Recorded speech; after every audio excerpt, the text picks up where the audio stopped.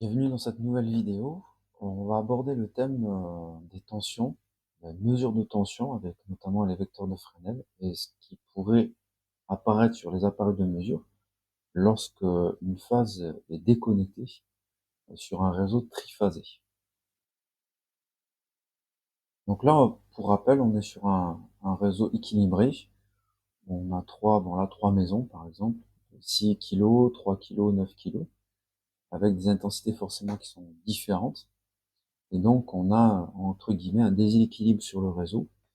Et on sait que quand on fait la somme des courants, hein, quand on utilise les vecteurs, on va avoir la valeur du courant qui circule dans le neutre, entre le point du milieu, le neutre, et, euh, et ici à l'extrémité du vecteur I3.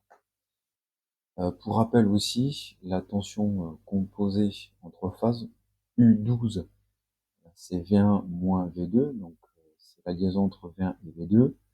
U23, c'est V2 moins V3, donc ça représente la liaison entre V2 et V3, en pointillé gris. Et U31, c'est V3 moins V1, la liaison aussi entre V3 et V1. Donc ça, je vous invite à regarder la vidéo sur les tensions simples et composées, et aussi la tension efficace que vous pouvez retrouver assez facilement, avant de poursuivre cette vidéo, hein. Si ça vous échappe, la notion de tension composée, tension simple, c'est quand même un prérequis. Donc là, maintenant, ici, si on a une rupture par exemple de la phase 2, donc la phase 2 est déconnectée, coupée pour X raisons, mauvais serrage ou autre, eh bien là on va voir qu'au niveau des vecteurs de Fresnel, ben, c'est un petit peu chamboulé en fait. En aval de la coupure, la tension V2 est nulle, forcément, donc derrière la coupure, pas en amont, forcément, derrière. Et les tensions composées U12 et U23 vont être égales aux tensions simples en fait. Là on le voit ici sur le vecteur de Fresnel, on a V1, donc la tension simple entre neutre et phase 1, V3 entre neutre et phase 3, mais comme V2 est déconnecté, ben forcément la tension simple V1 est égale à 0. C'est pour ça que sur le vecteur de Fresnel, on ne le voit plus. Donc là, maintenant, les tensions composées. Je viens de dire que les tensions U12 et U23 sont égales aux tensions simples, vous allez comprendre. U12, c'est V1 moins V2. Sauf que V2 a disparu, forcément, puisque la phase 2 est coupée. Donc, ça implique que U12 est égal à la tension simple V1. U23, c'est U2 moins, c'est V2, pardon, moins V3, et V2 est égal à 0, forcément puisque la phase est coupée.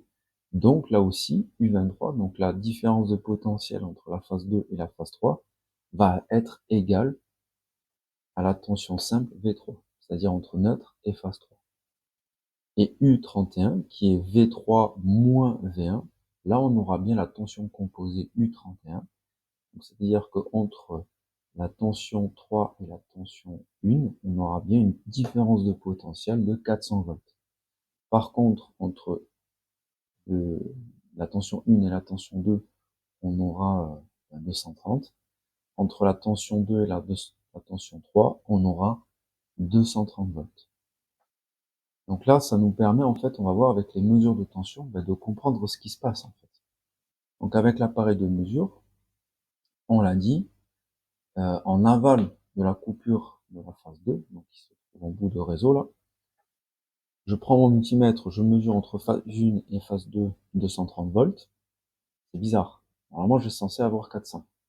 Mais on l'a expliqué précédemment, grâce au vecteur de Fresnel, que comme V2 est égal à 0, forcément il nous reste que V1, la tension 5 V1, donc U12 est égal à 20. C'est pour ça qu'on a 230 volts.